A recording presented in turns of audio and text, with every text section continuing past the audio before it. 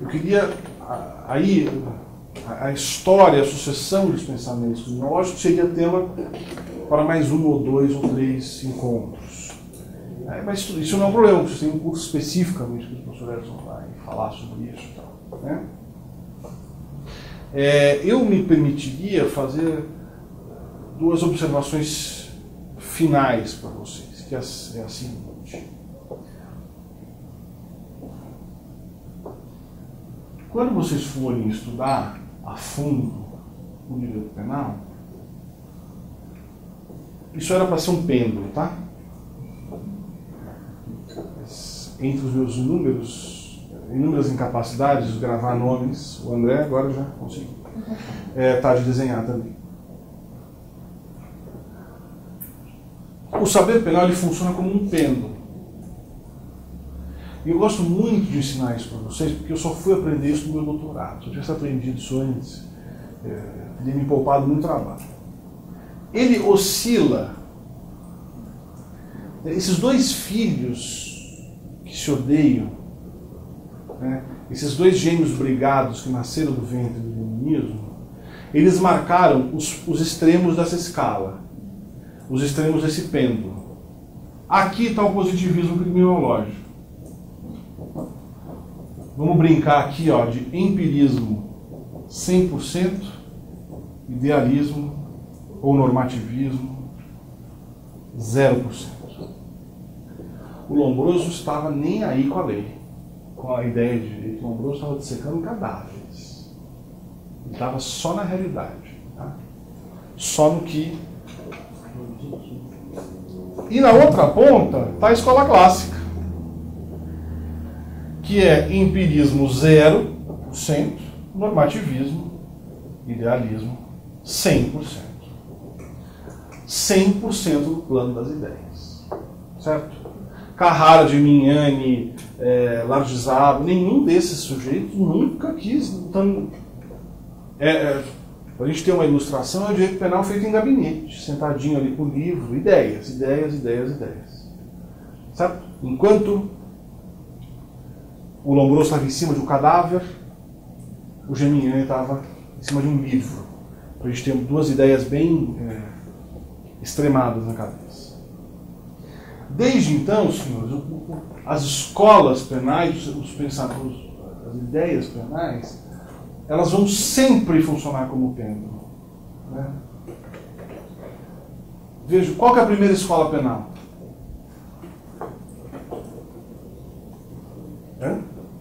Fala. Vocês já ouviram falar das escolas penais? Causalismo, finalismo, funcionalismo? Já ouviram falar disso? Dessas três que eu falei, qual veio primeiro no tempo?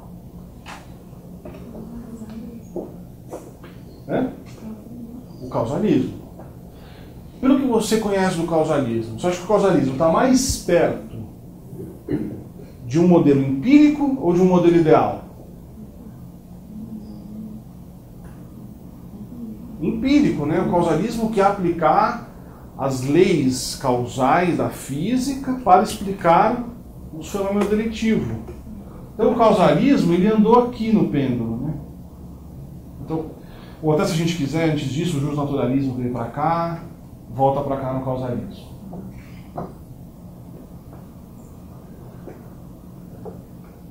Qual é a próxima escola depois do causalismo? É o finalismo do Weltzel, não é isso?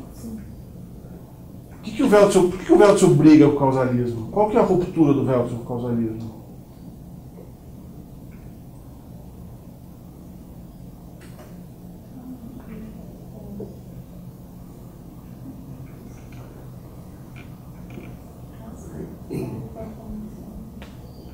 Então daí ajuda a gente.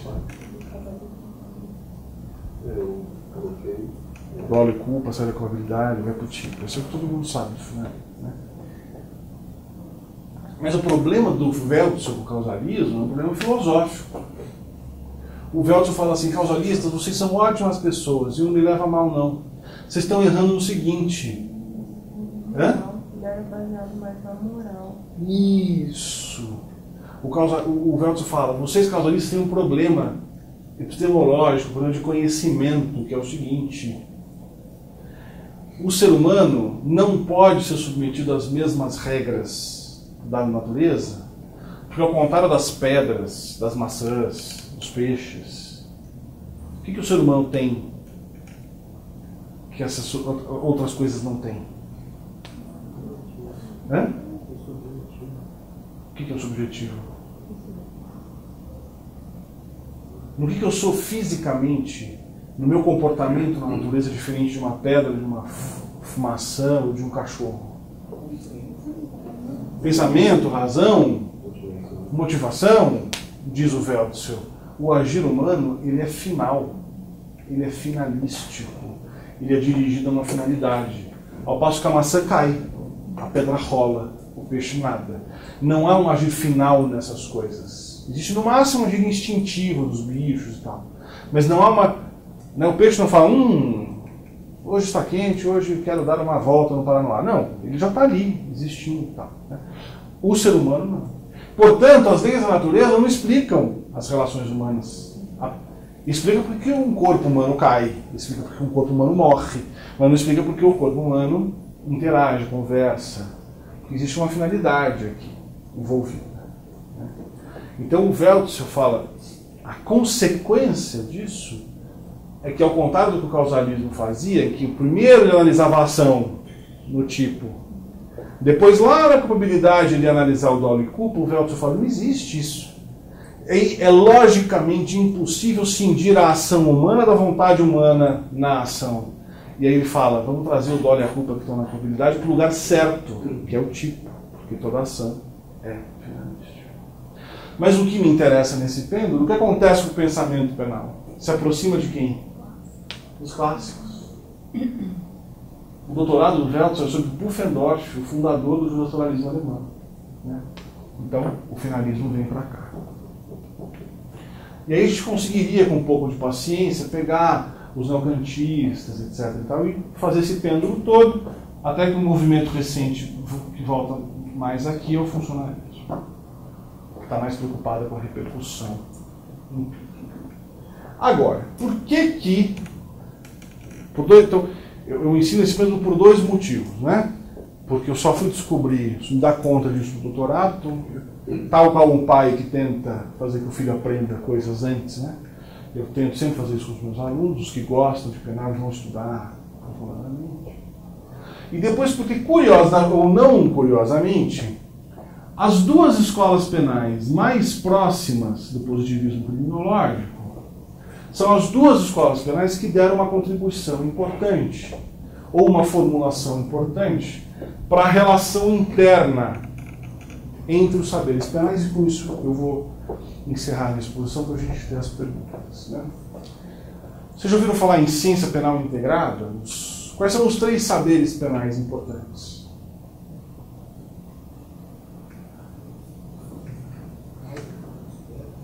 Eu falei de 2 deles hoje, bastante. Vocês sabem, são 3, vamos lá. DVC, por comprovação legislativa e como... Quais são as 3 ciências criminais? Instituto Brasileiro de Ciências Criminais, Revista Brasileira de Ciências Criminais. Quais são essas ciências criminais?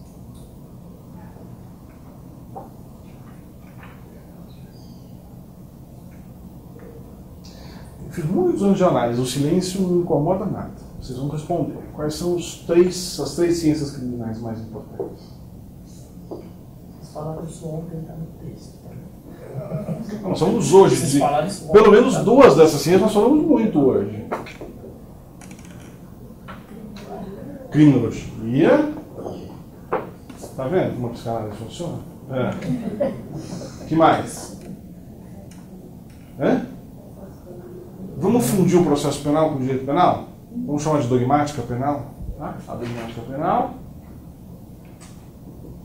E tem mais um saber aqui. Esse realmente a gente não falou hoje, né? A política criminal. O que é a política criminal? Ações São ações voltadas para Mas vamos lá, é assim mesmo. O conhecimento é assim, gente. O conhecimento, ele é uma massa de pizza mesmo, a gente vai mexendo nele e vai virando uma coisa. Vamos lá. Isso é criminais, por exemplo, no Estado brasileiro, são ações voltadas para tratar as coisas criminais. Uma definição mais do que justa, mais do que correta de política criminal. Né? A regimentação de atividades estatais ou até extraestatais para lidar ou para gerir com o fenômeno criminoso. Agora eu pergunto a vocês, é uma preocupação da escola clássica pensar uma política criminal? A escola clássica está preocupada com o empírico, com o mundo do ser? Não. É uma preocupação do finalismo, política criminal? A ideia de política criminal surge contemporânea ao causalismo, começo do século XX na Alemanha, quando o Estado precisa atuar na prevenção do crime. Pela primeira vez, historicamente, esse problema se coloca. E aí o von List, que é o fundador do causalismo, né? Um dos fundadores do causalismo, ele faz a seguinte formulação. Como é que eu vou... A política criminal, ela cria uma demanda por intervenções estatais para prevenir o crime. Certo? Informada pela criminologia. A criminologia diz isso. Quais são as causas do crime? A política criminal transforma isso em ações. Só que se eu não tomar cuidado, se eu não limitar o poder do Estado, nós vamos voltar para o antigo regime. Então quem é que limita as pretensões político-criminais? A dogmática. Vamos chamar genericamente de direito penal. E olha só que interessante. Essa era a dimensão de direito penal que os clássicos tinham na cabeça. O direito penal é a garantia do indivíduo contra o Estado arbitrário. Então, de alguma maneira, isso ainda está presente no causalismo. É por isso que o von List fez esse arranjo aqui de política criminal. E ele chama o direito penal de carta magna do delinquente. Porque é ela que dá os limites de possibilidade de intervenção do direito penal. Esse é um arranjo de saberes: criminologia, política criminal, dogmática penal. Quando é que esse arranjo vai ser revisto de maneira importante? Como isso eu encerro aqui, porque vocês já devem estar cansados. Quem é que fala muito de política criminal hoje em dia? Quem é que fez... Tem um livrinho, política criminal e... Como é que é? Direito penal, uma coisa assim. Sistema criminal, política... Um alemão. Como é que chama o maior penalista alemão? Dizem, vivo. Roxin, né? O Roxin, ele revisita esse sistema aqui, numa palestra que ele dá em Berlim em 1970, foi publicado em 72, em que ele fala, não, assim como o Weltzel briga com os causalistas por causa do modo de conhecer, os funcionalistas rompem com os finalistas, dizendo, Weltzel, sua ideia é linda, rapaz, você é um baita de um filósofo, só que toda a premissa do direito penal está ancorada no livre-arbítrio. E o livre-arbítrio é indemonstrável. Você não pode construir uma ciência numa ideia indemonstrável. Então, o que os funcionalistas fazem? Vamos esquecer essa história do finalismo, de que a pena boa é a pena justa, proporcional ao mal causado, da reprovabilidade. Não, senhores. Para o funcionalismo, pena boa é a pena que funciona, é a pena eficiente, é a pena que previne novas condutas. Né? Então, o que o Roxin propõe? todas as categorias de direito penal, elas não estão em colidência com a política criminal. Pelo contrário, elas são orientadas, elas têm como norte a política criminal. Também era informada pela criminologia. Então, por que eu quero prevenir aquele crime? Eu vou interpretar as minhas categorias penais conforme a finalidade preventiva da pena.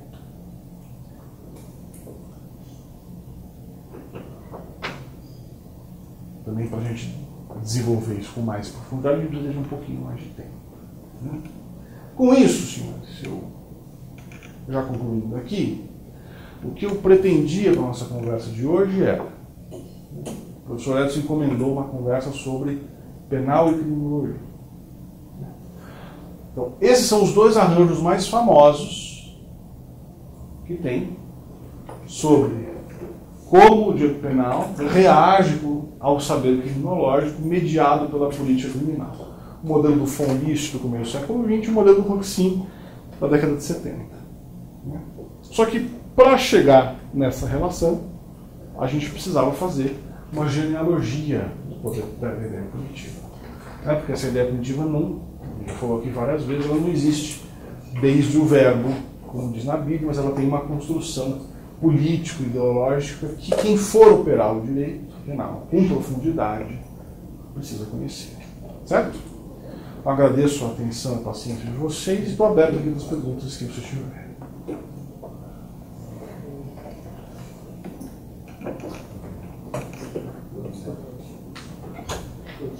Vamos lá. Eu entendi muito bem, assim, a gente ficou na tautologia, né? Que são os bens jurídicos fundamentais. Né? Aí o discurso é que são aqueles tutelados pelo direito penal.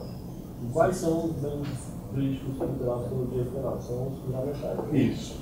Então, assim, para mim fazia sentido, né? Eu pensar que esses são os bens jurídicos que, uma vez lesados, podem ter a vítima indireta, que seria o rei. Né? Mesmo assim, não se explica. Né? Então, é só uma tautologia. Não, veja. Existe uma solução para a tautologia. Porque é o seguinte: se eu puder tirar uma síntese do que eu falei para vocês hoje, o direito penal não existe por per se, não existe na natureza. Então, o que o professor Edson vai ensinar para vocês na criminologia crítica? Em algum momento, a criminologia para de se perguntar por que as pessoas cometem crime. Desistem dessa pergunta. E alguém tem a brilhante ideia de falar: gente, sabe que a pergunta não é por que é que eu considero essa conduta um crime? Esse é o giro metodológico que a criminologia vive na década de 70, 60, 70. Então, quando você enxerga o direito penal finalmente, não como uma coisa que existe no coração dos homens, na razão, onde quer que você queira, porém simplesmente como uma escolha legislativa de controle social, o que é o bem jurídico penal? É o que o legislador decidir que é. Isso. Então, isso, vamos lá. Isso nos 3 registros do Zaffaroni, quando eu digo é o que o legislador quer que é, eu estou no registro da dogmática. Certo? É o que o legislador escolhe que é. Ponto. O que não te desobriga como pesquisador de direito a, indo para o registro ideal do direito penal, tentar dar contribuições para o que não pode ser bem jurídico.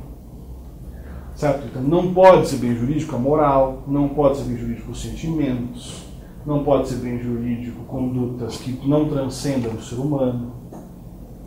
Certo? Agora, esses são todos discursos sobre o bem jurídico. Quer ver? Você consegue me dar um crime, um exemplo de crime? No plano ideal, eu digo, condutas autolesivas não são bens jurídicos penais. O que não sai do meu corpo não pode ser criminalizado. Você consegue pensar numa conduta que eu só estou fazendo mal para mim e mesmo assim é criminalizado no Brasil? Bom, Eu não fui nunca a fundo nos tipos penais, né? Mas acredito que são.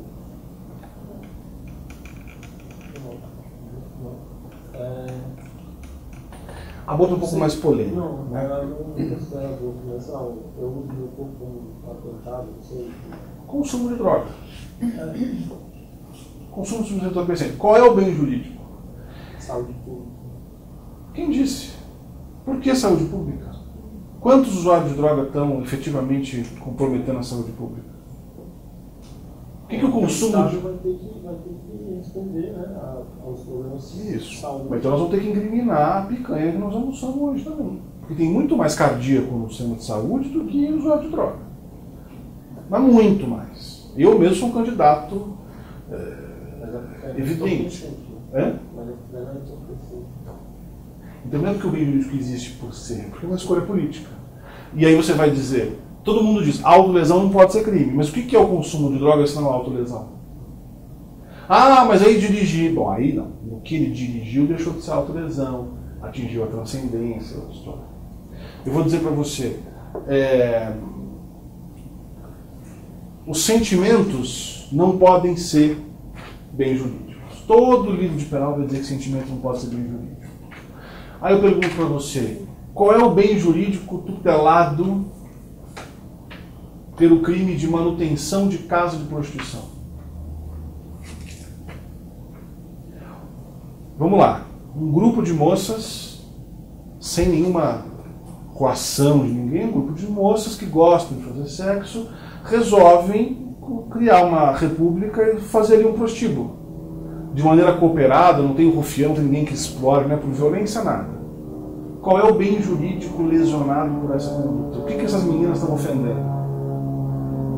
Na minha opinião, nada.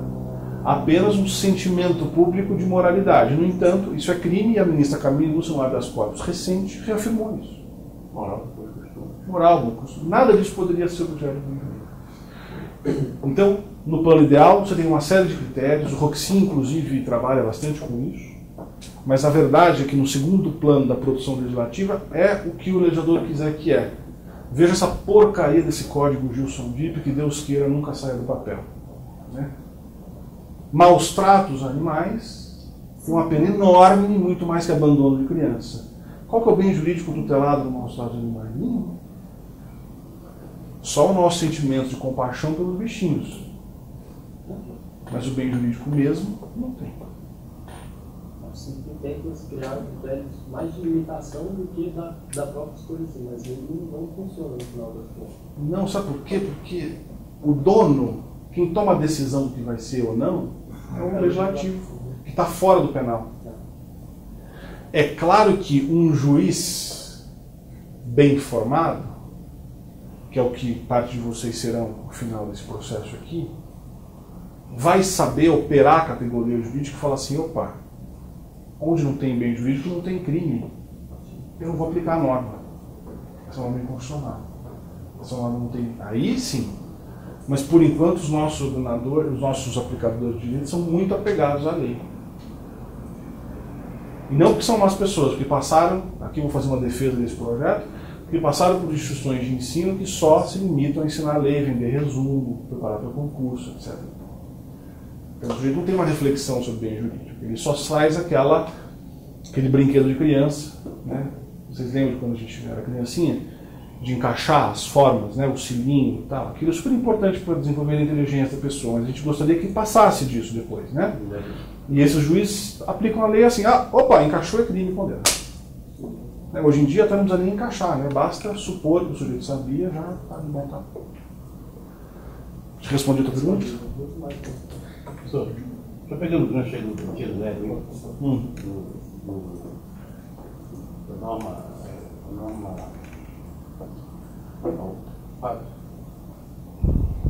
em que momento surgiu essa questão do diâmetro entre o agente e o fato? Qual é a teoria subjetiva da culpabilidade? No causalismo. Como foi? O causalismo, o causalismo, duas coisas são muito importantes. A ação e o resultado. Certo? Só que unindo a ação ao resultado, você precisava alguma coisa. Né? Do ponto de vista objetivo, é o nexo causal, que é a grande preocupação dos causalistas.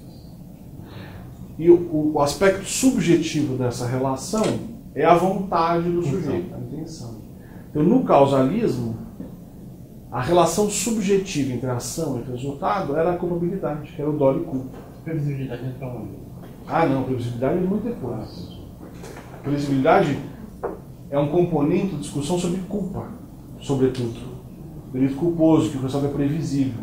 E a culpa não cabe no causalismo direito, porque a culpa ela é normativa. A culpa surge a partir da quebra de um dever. O causalista não trabalha direito com o dever, porque ele é muito empírico. Então é no finalismo que a culpa vai caber melhor e a previsibilidade do resultado também. Vamos ver, porque aí... Conduta entra antes. A discussão de conduta, o que serve como conduta ou não, ela está na primeira obra de direito penal que a gente tem notícia, mas que ainda não apresentava uma teoria de fato típico, de culpável, de um alemão chamado Karl Binding. São fatores que são consideráveis para a culpabilidade. É. Esse ponto de culpar, compreende.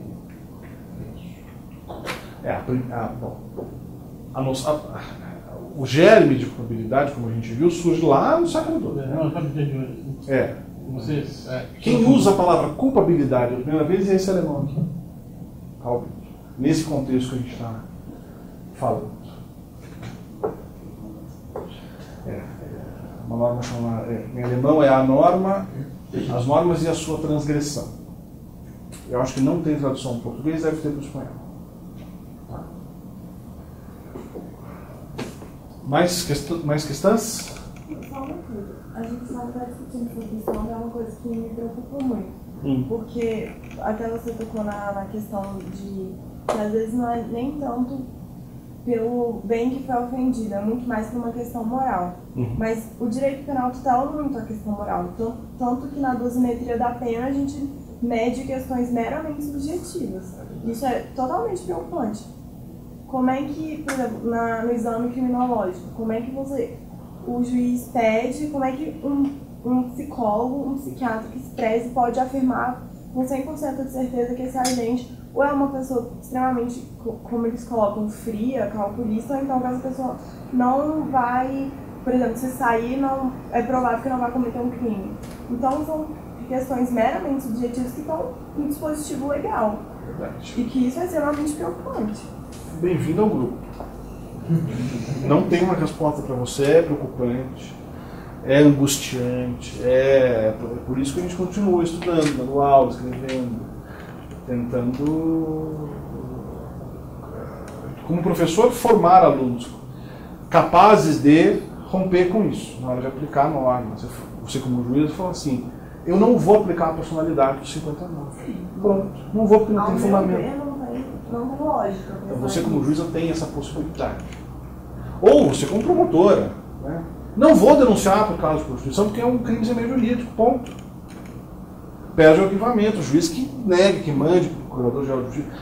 É possível dentro do judiciário, dentro da aplicação da lei, sem capricho, né, sem extra-jurídico, empreender essa batalha.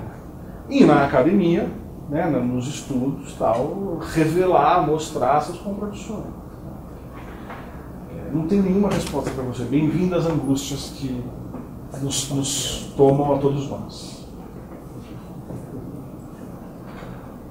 Eu tenho só um comentário fazendo essa mudança de parar de buscar a origem da causa da criminalidade e passar mais para a finalidade, fazer o que funciona. Né? E usando o que o André falou sobre a questão vocês falaram sobre a questão da droga, do cigarro, eu acho que isso é muito relativo. Porque, por exemplo, o que significa uma droga? Né? Você tem as drogas lícitas e você tem as drogas ilícitas. Mas o que é uma droga, afinal? E quem é que determina o que é uma droga? É o Estado através da regulação. Isso. Então, se você pensa que é o Estado que determina através de uma regulação, o que significa a causa que leva a um crime, a causa que leva a usar uma droga. Primeiro, se é o Estado que define que é a droga, né, como que se resolve realmente